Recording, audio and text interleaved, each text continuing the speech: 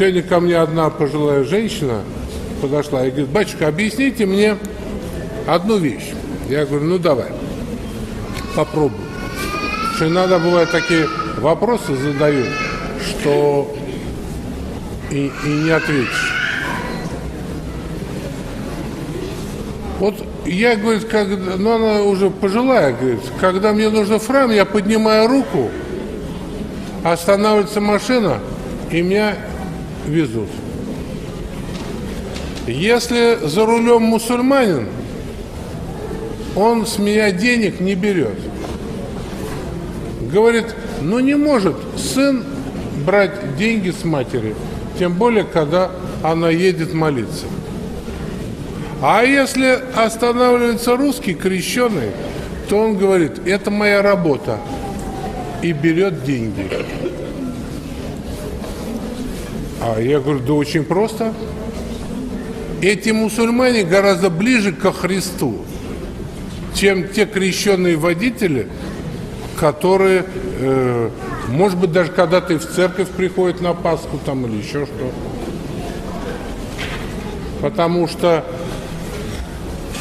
в них нет ни милостыни, ни жалости, ни милосердия.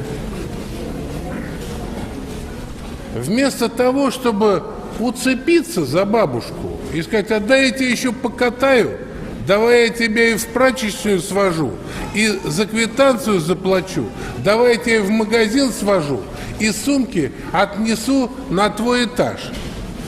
А если у тебя там лифт, ну, до лифта. Потому что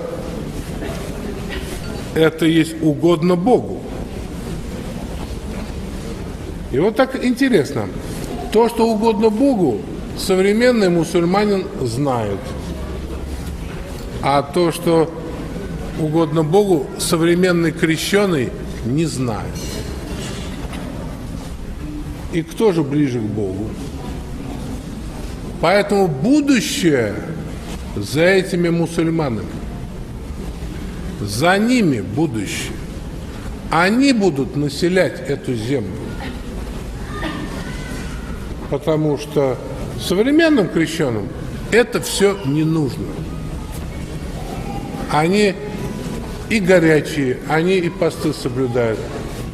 Когда их праздник, люди боятся даже в этот квартал заходить, потому что десятки тысяч молодых мужчин стоят на коленях и молятся Богу. Где вы видели столько православных мужиков? Нигде и никогда. Только одни бабы.